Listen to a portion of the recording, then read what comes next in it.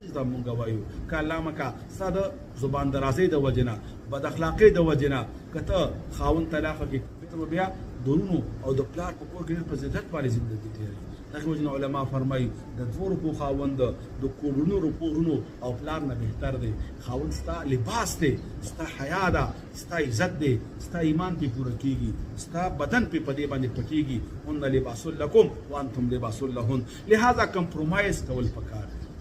بعضې اوقاتو کې ښځې ته برداشت، بعضې وخت کې خاوند ته برداشت. د خاوند حق دی په تا باندې. که چېرته یو حدیث کې راځي سجده کول جایز وي یو بنده بل بنده لره، نبی مهربان صلی الله علیه وسلم فرمایي ما به حکم کړی وي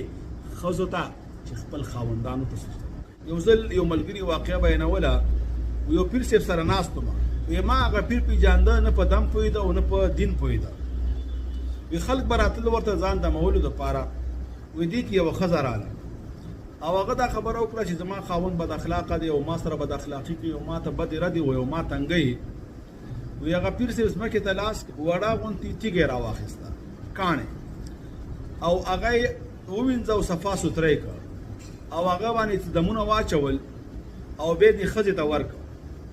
او دې ښځې دا خبره وکړه چې کله ستا خاوند کور ته راشي نو دا به د ژبې لاندې کېږي او ذکر اسکار به کې ځان سره په زړه کې او خاوند ته بس جواب نه ورکوي. که هغه هر څومره بد اخلاقي کوي او هغه څومره بدې خبرې کوي، بچ هغه څه خبره کوي اوبه راوړه اوبه ورته راوړه، روټۍ راوړه روټۍ ورته راوړه، بچي سنبال که بچي سنبالوه،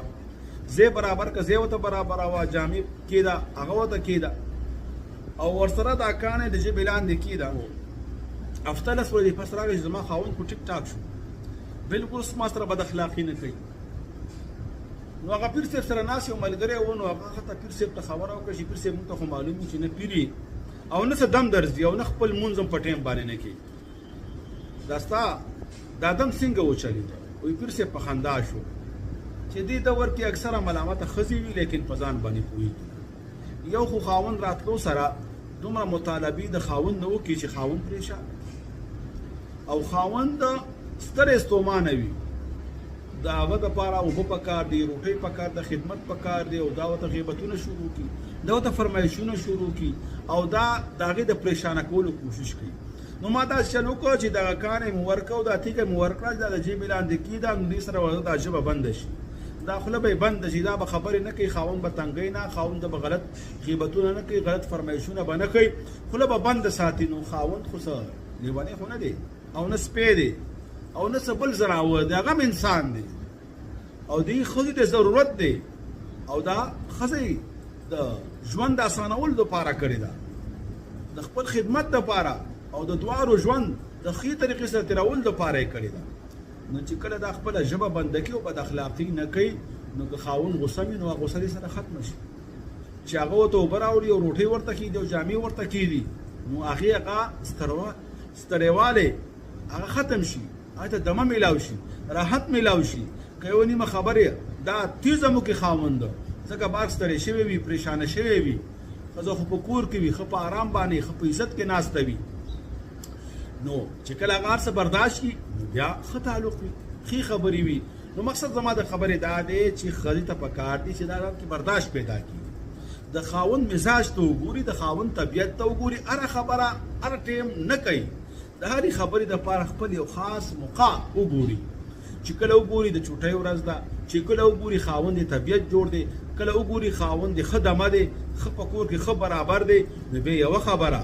د خبرې نه مخکې هم خنده او وروسته هم خنده او ښه په مینه محبت باندې او په تاکید سره خبره ونه کړي، بلکې یو مشورتن یو خبره وکړي چې دا کار په کار یې داسې وشي یا که داسې شوی وي ښه به نه وي، نو انشاءالله کله به هم ستا کور خرابېږي نه، کله به هم ستا کور روانېږي نه، ستا زندګي به ستا دپاره ښه وي، دا ستا دپاره مستقبل دی، دا ستا دپاره ژوند دی. د خپل خاوند عزت وکړه او الله تعالی هم او نبی مهربان صلی الله علیه وسلم هم د خاوند ډېر حقوق بیان کړي دي، تر دې پورې چې حدیث کې راځي نبی مهربان صلی الله علیه وسلم فرمایي که دوه غرونه وي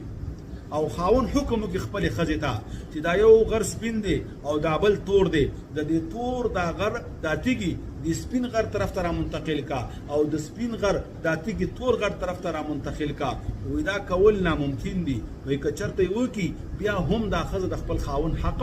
نشي پوره کولی او یو بل روایت کې راځي که یو خاوند دی او هغې باندې داسې یو بیماري ولګېده چې د هغې نه وینې زوی روانې دي او دی داسې خدمت وکړي چې په ژبه باندې هغه صفا کړي دومره خدمت یې وکړي وایي بیا هم د خپل خاوند حق دی پوره نه کوه دا خبره یاد وساته شریعت چې کومه خبره کوي ډېره لوی حکمت وي ډېره لویه فلسفه وي چې کله یوه ښځه ښه وي او د خپل خاوند صحیح تابعداره وي دا فقط د خاوند دپاره فایده نه دا د دې ښځې دپاره هم فایده ده دا د دې د بچو دپاره هم فایده ده دا یو مثالي خاندان او یو مثالي کور جوړېدی شي او چې کله یو ښځه داسې وي چې هر وخت زبان درازي کوي ژبه یې راویستې وي او غټې غټې خبرې کوي سختې خبرې کوي او هره خبره کې خاوند سره نښلي هرې خبرې سره د انکار او د نه لفظ وي نو دې اثر په بچو باندې کېږي تر دې پورې چې د بعضې روایتونو دا معلومیږي چې د یو ښځې په خېټه کې بچی دی او دا خبر و جدید سینس هم ثابته کړې ده او منلې ده چې د ښځې بد اخلاقي یا د خاوند بد اخلاقي په هغه ماشوم باندې چې لا دنیا ته هم نه دی راغلی او د مور په خېټه کې دی هم بد اثر کوي دا ماشوم بیا کمزورې پیدا کېږي دا ماشوم دماغي لحاظ سره ضعیف پیدا کېږي بعضې اوقاتو کې د دغې بد اخلاقو د وجې نه د هغه معذوره پیدا کېږي دا بچی نو لہذا ښځې ته پکار دي چې د خپل